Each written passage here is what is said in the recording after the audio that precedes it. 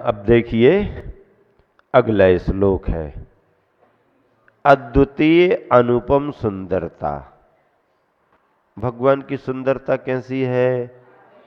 अद्वितीय है और अनुपम है। अद्वितीय का अर्थ क्या होता है? दूसरा कोई नहीं। और अनुपम का अर्थ क्या होता है? जिसकी कोई उपमा ना दी जा सके।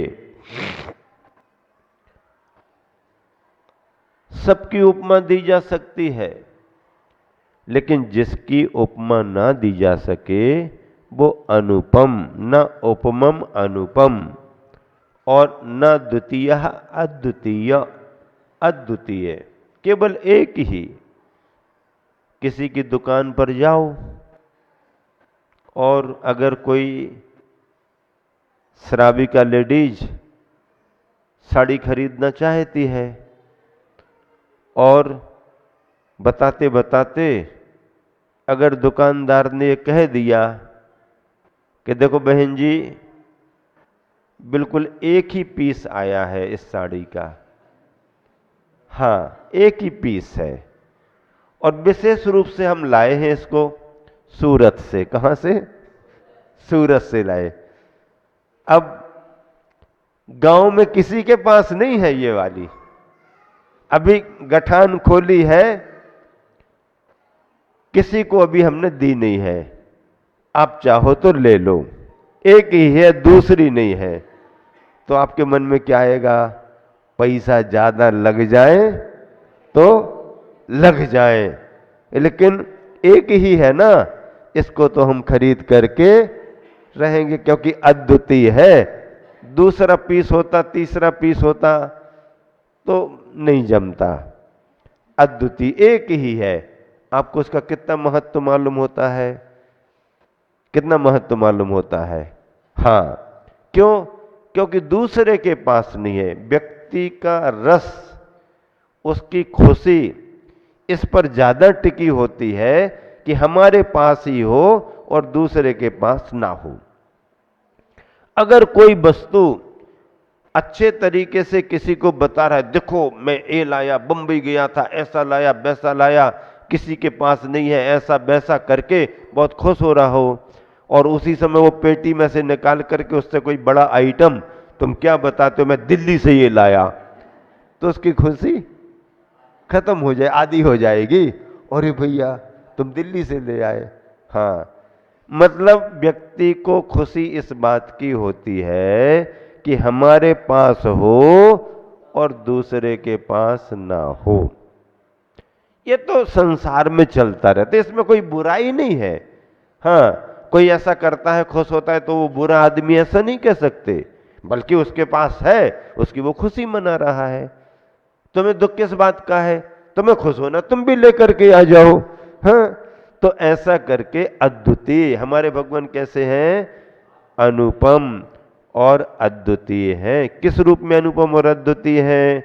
चलो उच्चारण करते हैं। यही शांत राग रुचि भी परमाणुभिस्त्वं निर्मापितस त्रिभुवनैक ललाम भूत तावंत एव खलु ते प्रणवः पृथिव्याम यत्ते समान मपरम नहीं रूपमस्ति। एक साथ मिलकर के, यशांति रागे रुचि भी परमाणु भेस्त निर्मापित त्रिभुव नैके ललाम भूत तावन्ते एव खलु ते प्रणवः पृथिव्यां यत्ते समानमपरं नहीं रूपमस्ति। त्रिभुवनैक, त्रिभुवन एक, हे त्रिभुवन के एक, अद्वितीय का अर्थ तीनों लोकों में, केवल तुम्हारे मोहल्ले में नहीं, तुम्हारे गांव की बात नहीं कर रहे कि गांव में दूसरे के पास नहीं, मोहल्ले में दूसरे के पास नहीं, तुम्हारे जिले की बात नहीं, तुम्हारे देश की बात नहीं, दुनिया विश्व की बात नहीं, तीनों लोकों में। अब बताओ कहां कहां की बात कर दी आचार्य मानतुंग ने? तीनों लोकों में। हां, भगवान के समान शरीर की सुंदरता को पाने वाला, नरकों की तो बात ही खत्म, उसकी तो चर्चा ही क्या करना, त्रियंच पशु पक्षियों से कोई लेना देना नहीं। अब सुंदरता की चर्चा अगर करेंगे तो मनुष्यों में करेंगे या देवों में करेंगे, लेकिन न मनुष्यों में ऐसी किसी के पास सुंदरता तीर्थंकरों को छोड़ करके, और न स्वर्गों के इंद्रों अहमिंद्रों में ऐसी सुंदरता। त्रिभुवन में एक ललामभूत आभूषण स्वरूप भगवन तुम आप, यही शांत राग जिन राग रहित। कैसे परमाणुओं से शरीर बना भगवान का? भगवान के शरीर में पुद्गल के जो परमाणु लगे हैं, पुद्गल के परमाणु हमारे तुम्हारे शरीर में भी लगे हैं। बिना पौद्गलिक वर्गनाओं के किसी का शरीर नहीं बनता है, सबको वर्गनाएं मिलती हैं। इसीलिए तो हमारे शरीरों में समानता नहीं पाई जाती, कोई कैसा कोई कैसा, कोई कैसा कोई कैसा, कमोबेशी सब में होती है आदि आदि कर्म के संयोग से। अब भगवान को भी पुद्गल की वर्गनाएं आ रही हैं। तीर्थंकर ने भी देह धारण की है, तीर्थंकर ने भी जन्म लिया है, तो उनके शरीर में जो पुद्गल की वर्गनाएं आकर के लगी हैं, आचार्य मानतुंग क्या कह रहे हैं? जिन राग रहित। देखो, हमारे तुम्हारी वर्गनाओं में हमारे तुम्हारे शरीर को देख करके दूसरों को राग आने लगता है। तीर्थंकरों के शरीर में वो विशेषता होती है कि उनके शरीर को देख करके लोग शांति का अनुभव करते हैं। हमारे तुम्हारे शरीर को देख करके कोई राग कर सकता है, कोई गुस्सा कर सकता है, कोई कुछ भी कर सकता है, उसके परिणाम हैं, भाव हैं। लेकिन तीर्थंकरों की देह को देख करके सामने वाले के परिणाम शांत होते हैं। अब ये बात अलग है कि ऐसा होते हुए भी पार्श्वनाथ भगवान को देख करके कमठ ने उपसर्ग किया, वो एक निमित्त था, वो एक विशेष कारण था, पूर्व भवों का बैर चला आ रहा था, इसलिए वो सब भूल गया, क्रोध में आ गया, वो बात एक अलग है। लेकिन तीर्थंकर अगर कहीं विहार करते हैं, समोसरण में विराजमान होते हैं, मुनि के रूप में आहारचर्या को निकलते हैं, या कहीं पर ध्यान करने को बैठते हैं, तो जो भी उन्हें देखता है उसके मन में, भावों में शांति का अनुभव होता है। ये विशेषता है। कामदेवों के शरीर में और तीर्थंकरों के शरीर में अंतर है। कामदेव का शरीर ऐसा होता है, वो उनका भाग्य रहता है ऐसा, कामदेव की पुण्य प्रकृति ऐसी रहती है। कामदेव के शरीर को देख करके लोगों में मोह का भाव आता है, राग बढ़ता है कामदेव के शरीर को देख करके। लेकिन तीर्थंकरों की सुंदरता को देख करके काम का भाव नहीं आता है, परिणामों में शांति आती है। ये तीर्थंकर प्रकृति का बड़ा पुण्य माना जाता है। तो उनकी देह जो बनी है जिन परमाणुओं से, आचार्य महाराज कह रहे संसार में वे परमाणु उतने ही थे, हाँ जितने थे सब उनकी देह में लग गए, इसलिए किसी दूसरे को वे परमाणु मिले नहीं। क्या कहते हैं? जिन रागरहित रुचि भी सुंदर परमाणु परमाणुओं के द्वारा निर्मापिता रचे गए हैं, निश्चय से पृथिव्याम पृथ्वी पर ते अणुवापी बे अणु भी ताबंत ये उतने ही थे। यत क्योंकि ते समानम आपके समान अपरम रूपम नहीं अस्ति, आपके समान दूसरा रूप नहीं है।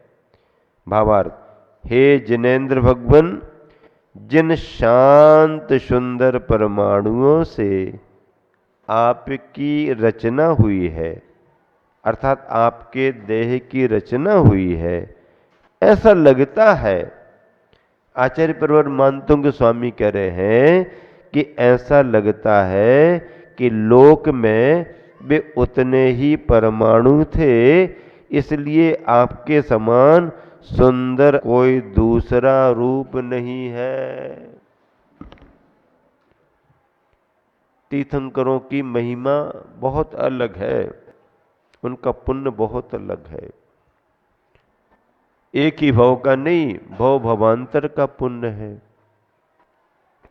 उन्होंने पहले भवों में मुनि बनकर के 16 कारण भावना भाई, केवली सुरत केवली के चरण सानिध्य में इन भावनाओं की विशुद्धि से उनको तीर्थंकर प्रकृति का बंध हुआ। उन्होंने अपने आत्म कल्याण की भावना तो भाई, लेकिन जगत कल्याण की भी उन्होंने भावना भाई। हाँ, अपने कल्याण की भावना तो भाई उन्होंने, लेकिन उन्होंने जगत के कल्याण की भावना भी भाई। अपाय विचय धर्म ध्यान और विपाक विचय धर्म ध्यान, ये दो धर्म ध्यान विशेष हैं। अपाय विचय में क्या होता है? अपाय विचय सम्यक दृष्टि को धर्म ध्यान होता है, धर्मात्मा को सम्यक दृष्टि को।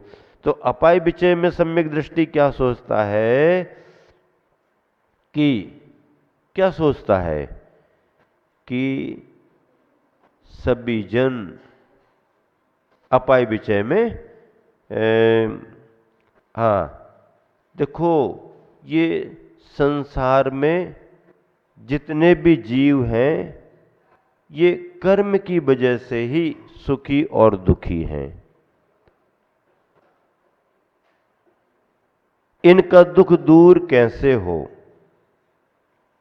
कैसे हो? कैसे हो? सुखी रहें सब जीव जगत के।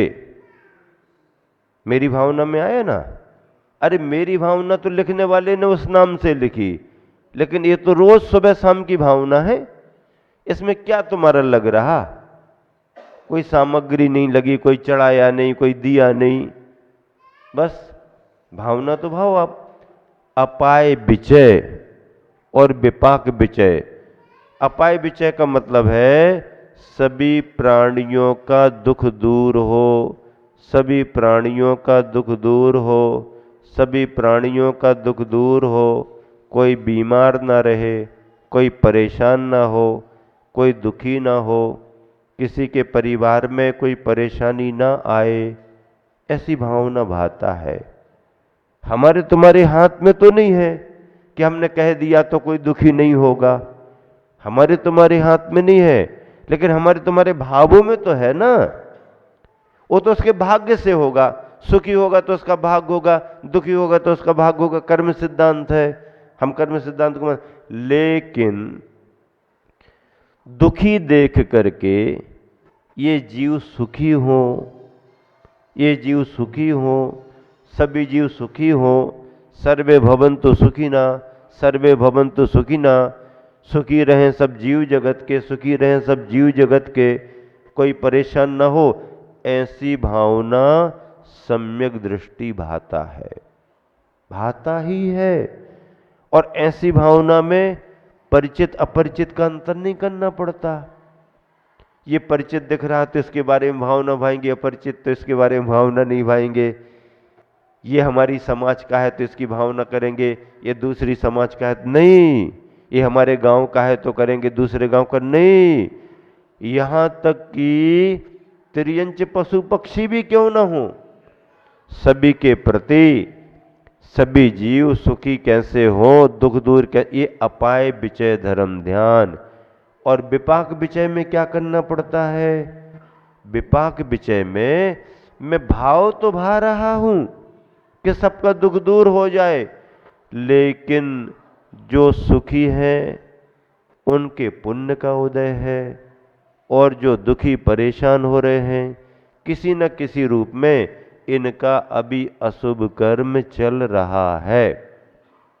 ऐसा कर्म के फलों पर विचार करता है। ये दो धर्म ध्यान, अपाय विचय और विपाक विचय, ये सम्यक दृष्टि को होते हैं, मिथ्या दृष्टि को नहीं होते। जो देवशास्त्र गुरु के स्वरूप को नहीं समझता, कर्म का सिद्धांत नहीं मानता, उसको ये नहीं होते, सम्यक दृष्टि को होते हैं।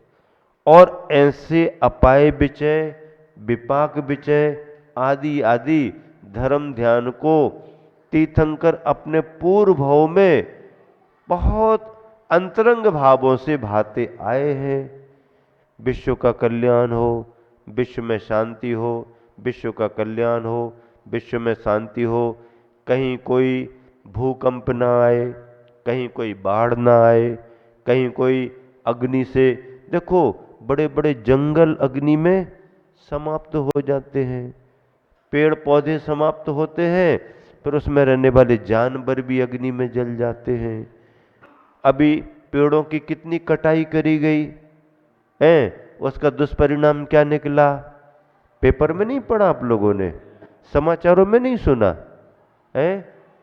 कहाँ? केरल, केरल ना, वायनाड, हाँ, पेड़ों की अंधाधुंध कटाई करी, अंधाधुंध कटाई करी, और फिर स्थिति ये बनी कि पूरे के पूरे पहाड़, पहाड़ियाँ, और उसमें कितने घर परिवार चपेट में आ गए। अगर इंसान प्रकृति के विरुद्ध कोई कार्य करता है या प्रकृति के साथ कोई छेड़छाड़ और ज्यादती करता है, तो प्रकृति भी इंसान को सबक सिखा देती है। क्या?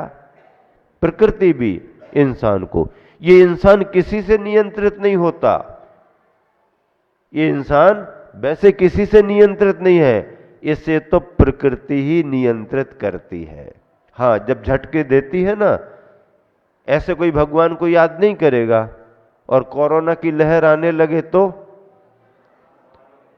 कोरोना में बहुत बड़े बड़े धर्मात्मा बने, जो सुबह जल्दी सो के नहीं उठते थे वो जल्दी सो के उठने लगे, जो खान पान पर ध्यान नहीं देते थे, लापरवाही करते थे, वो खान पान में शुद्धि रखने लगे, सब बढ़िया दिनचर्या कर ली, उबला हुआ खाने लगे, प्रासुक जैनियों का भोजन सब करने लगे। क्या?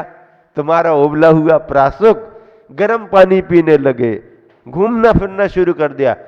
विश्व ने योग प्राणायाम को भी अब स्वीकार कर लिया है।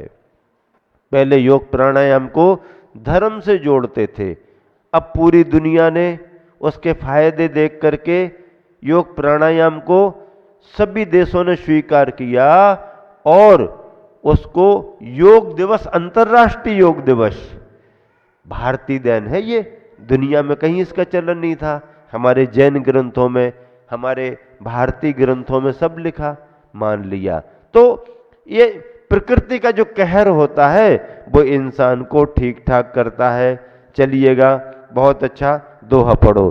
प्रभु तन जिन पर मानुषे, निर्मित शांत अनु, भू पर उतने ही रहे, अतः न दूजा रूप।